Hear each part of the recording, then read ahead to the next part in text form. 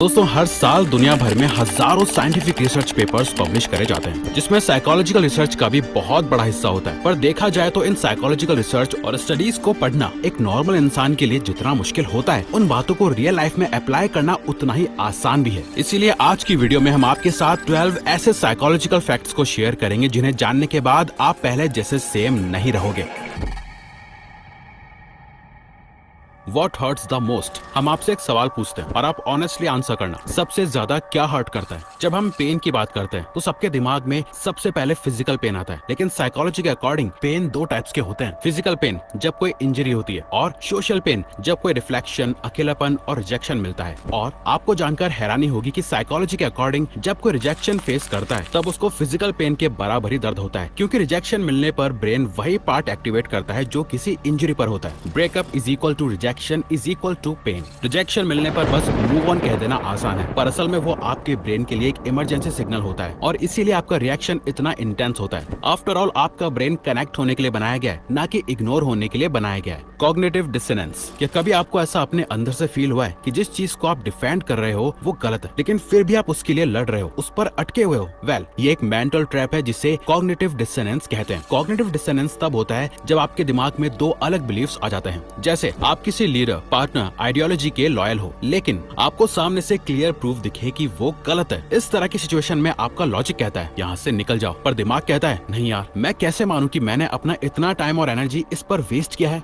जैसे एक toxic relationship जहाँ शुरुआत में तो छोटी मैनिपुलेशंस होती हैं, फिर भी आप खुद पर डाउट करते हो मेरी ही गलती होगी। कॉग्निटिव डिसोनेंस आपके थॉट्स का लॉकडाउन है। जितना ज्यादा आप खुद को सही साबित करने की कोशिश करते हो, आप उतना ही डीपली ट्रैप में चले जाते हो। इसीलिए अपने साथ बिल्कुल ऑनेस्ट रहो। Illusion of control. जब आप लूडो खेलते हो तब 6 आने के लिए आप डाइस को बहुत जोर से रोल करते हो, वहीं जब आपको सिर्फ 1 लाना होता है तो आप डाइस को बहुत स्लोली रोल करते हो। आप ऐसा इसलिए करते हो क्योंकि आपको यकीन होता है कि इस तरह से आप जैसा नंबर चाहते हो वही आएगा, जबकि ये सच नहीं है। और इसी को इल्यूजन ऑफ कंट्रोल कहते हैं। ये दरअसल एक साइकोलॉजिकल बायस है जहां आप सोच लेते हो कि आप किसी भी सिचुएशन को कंट्रोल कर रहे हो, जबकि असल में वो पूरे चांस या प्रोबेबिलिटी पर डिपेंडेंट होती है। हम अपनी डेली लाइफ में बड़ी से बड़ी और कॉमन सी चीजों पर भी इसे अप्लाई करते रहते हैं। जैसे कार्ड्स खेलते वक्त जो प्लेयर कार्ड चूज करता है उसे यकीन होता है कि वही जीतेगा। किसी लॉटरी की टिकट जब आप खुद अपनी चॉइस से खरीदते हो तब आप जीतने को लेकर पूरे सेटिस्फाइड होते हो। इल्यूजन ऑफ कंट्रोल की वजह से लोगों का कॉन्फिडेंस बढ़ जाता है, जबकि आउटकम हमेशा प्रोबेबिलिटी पर ही डिपेंड करता है। एंकरिंग बायस।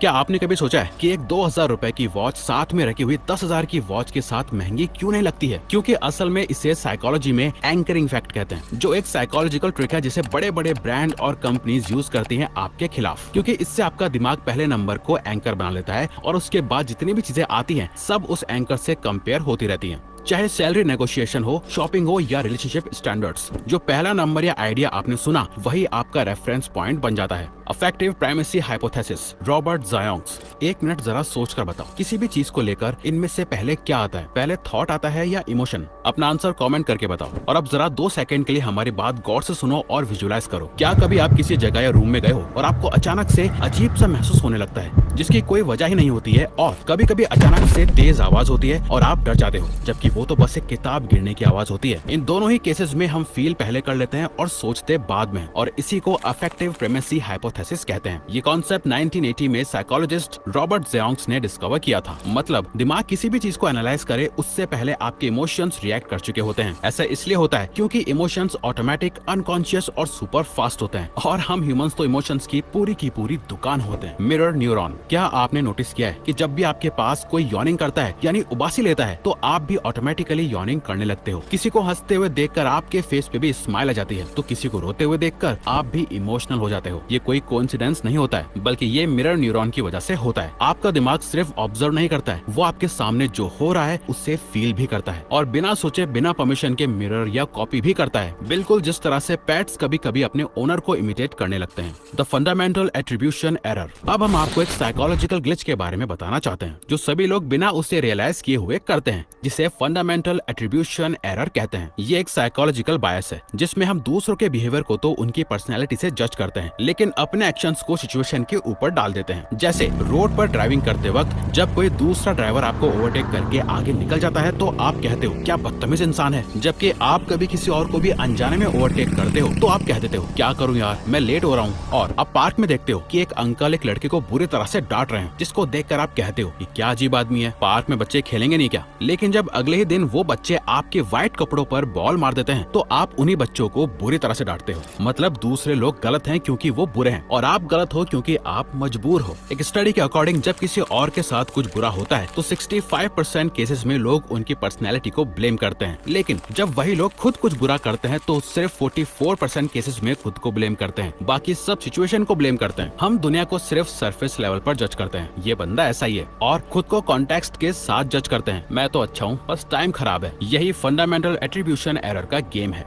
ट्रायंगुलेशन जैसा कि नाम से रिफ्लेक्ट हो रहा है, इसका मतलब है जब दो लोगों के बीच में किसी तीसरे को जबरदस्ती घुसा दिया जाता है। क्या आपने कभी नोटिस किया है कि कोई इंसान डायरेक्टली आपसे बात नहीं करता लेकिन किसी तीसरे पर्सन के थ्रू बात करवाता है, या कई बार लोग आपके पीठ पीछे दूसरों से आपके बारे में कुछ ऐसा बोलते हैं जिससे आप दोनों के बीच टेंशन हो जाए। इसी को ट्रायंगुलेशन कहते हैं। दरअसल ये एक मैनिपुलेशन टेक्निक है जहाँ एक इंसान किसी तीसरे का यूज करके अपना कंट्रोल बनाता है, चाहे वो दोस्ती हो, रिलेशनशिप हो या फैमिली हो। जैसे आपके और आपके पार्टनर की लड़ाई हो रही है और आपका पार्टनर आपको ओवर पावर करने के लिए अपने दोस्त को भी उस लड़ाई में इन्वॉल्व कर ले, और ऑफिस में कलीग दूसरे के अगेंस्ट गॉसिप फैलाने के लिए किसी तीसरे को इस्तेमाल करता है। Triangulation, divide and rule. Triangulation तब होता है जब कोई छुप के गेम खेल रहा होता है, उसका एम कंफ्यूजन, डिवाइड और कंट्रोल होता है। लेकिन अगर आप अवेयर हो, क्लियर हो और डायरेक्ट हो तो कोई आपको कंट्रोल नहीं कर सकता है। सही रिलेशनशिप और कनेक्शन वो होती है जहाँ बात सीधी होती है और बीच में कोई तीसरा नहीं होता है। Dunbar's number. British anthropologist Robin डर्मा ने हजारों लोगों के बिहेवियर और ब्रेन को रिसर्च करने के बाद पाया कि आपके दोस्तों का या मीनिंगफुल रिलेशनशिप्स का भी एक लिमिटेड नंबर होता है, और वो लिमिटेड नंबर है 150। यानी आपका दिमाग सिर्फ 150 लोगों के साथ ही रियल और स्टेबल रिलेशनशिप्स बना सकता है, जिनके इमोशंस, वाइब्स और कनेक्शंस आप जेन्युइनली फील कर पाते हो। ये नंबर 150 लोगों तक लिमिटेड इसलिए है क्योंकि असली रिलेशनशिप बनाने में टाइम, एनर्जी और इमोशन लगता है। इन 150 लोगों को भी फर्दर ग्रुप्स में डिवाइड किया जा सकता है।